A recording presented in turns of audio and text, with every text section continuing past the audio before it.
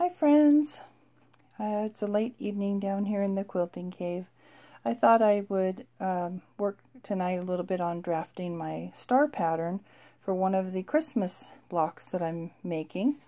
So I thought that I would show you what my process looks like when I do that. I wanted to show you the book that I'm using here. It's called Around the Block with Judy Hopkins. I've had this book for many years, and I would consider this a must-have book. I'm not affiliated or anything. I just have used this book and used it.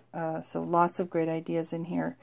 A couple of different things I like about this is not only does it show you the pattern, but it also gives you several different sizes for the blocks and different ways that you can cut it. So tonight I'm going to be working on drafting an Amish Star. So I know a lot of people maybe can just work from the pattern and can figure out based on the instructions here for one block what they need to do, you know, in terms of light fabrics, dark fabrics. You can tell where the dark placement is and the light placement is here, or you can follow the letters. Like A, you can see here, A is a light fabric, and you're going to cut one of those and it's going to be a square. You can see what the placement of A is here.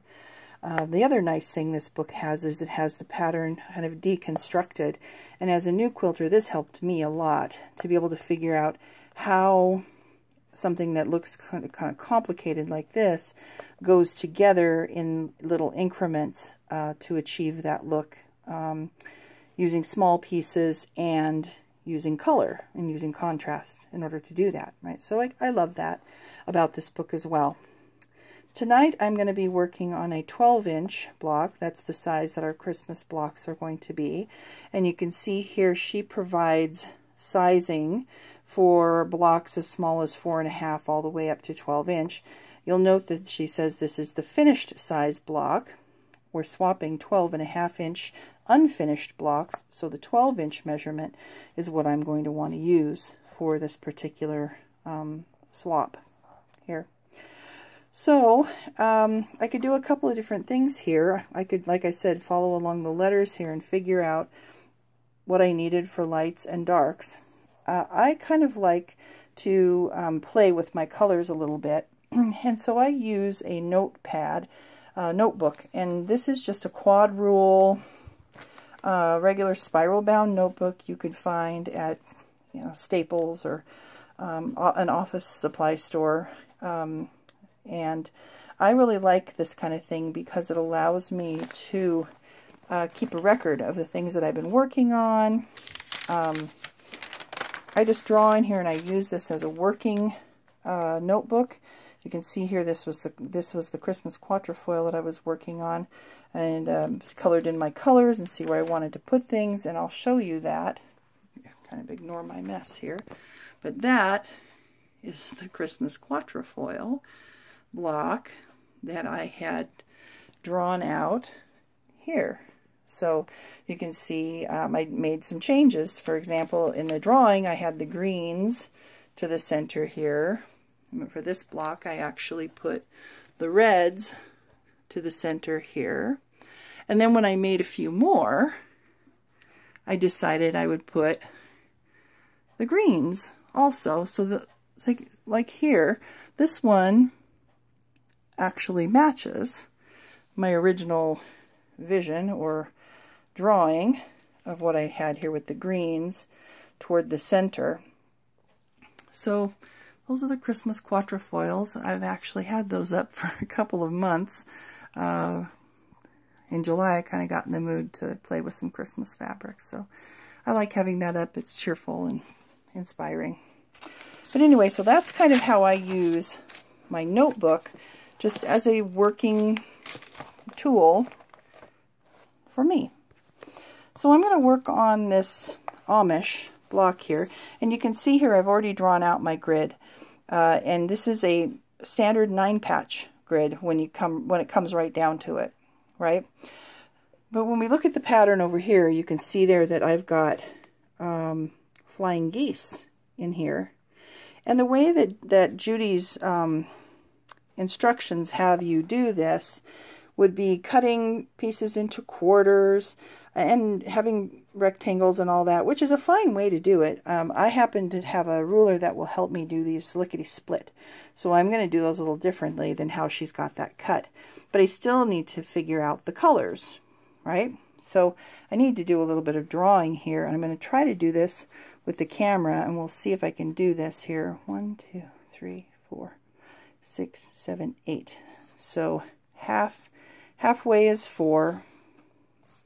And I'm going to need to go halfway across these top and bottom ones here, like that. So let's go back and look at that. Then I'm going to need to go down like this.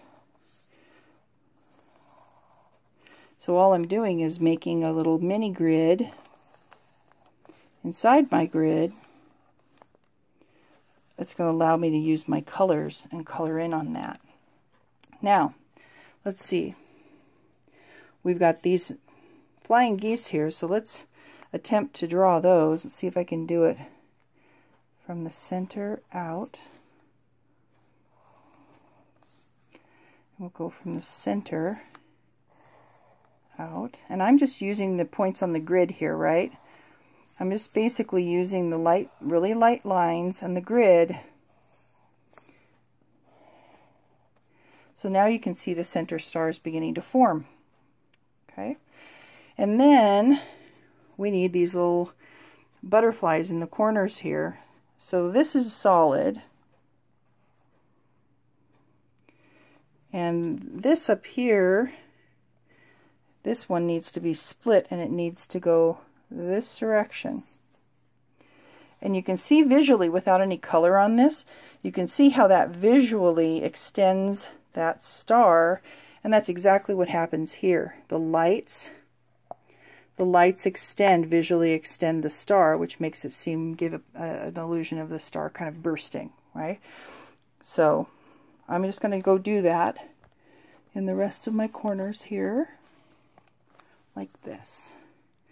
This is something that I do on nights when I don't really have time to sit down to the machine.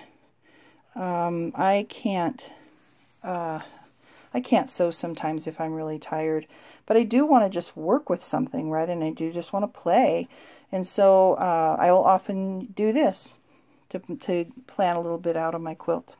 All right, so we've got our pattern drawn out. And you can see it does look a lot different if you don't have color in there, right? So I think we're going to pull out some colored pencils and have a little fun with this here. Let's see. Red.